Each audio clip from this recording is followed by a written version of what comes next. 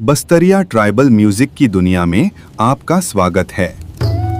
हम प्रस्तुत करते हैं बस्तरिया ट्राइबल म्यूजिक। सुनव सरकार, सुनव प्रशासन, बस्तर के माटी करते अब सवाल। बेलाडिला आलनार भांसी के आवाज, जंगल बचाना है हमर पहला काम।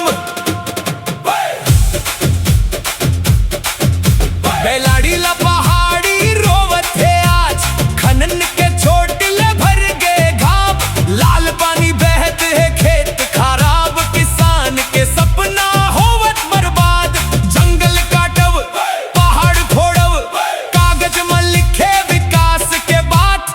गांव में नहीं रोजगार, नहीं अस्पताल, काबर झेले जनता ये हालात। जल जंगल जमीन हमर पहचान, नहीं बेचबो हम अपन सम्मान। आलनार भांसी देते आवाज, बचाना है धरती, बचाना समाज।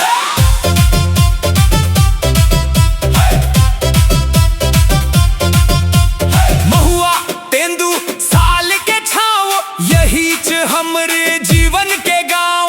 पुरखा मन के छोड़ाए धरोहर, कैसे दे देबो बिना लड़े आज। युवा पूछते कहाँ है काम, काबर खाली दिखते वादा के नाम।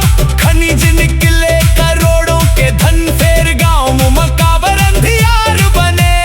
धरती रोवत नदी कराहत, जंगल के पंछी घलो डरावत।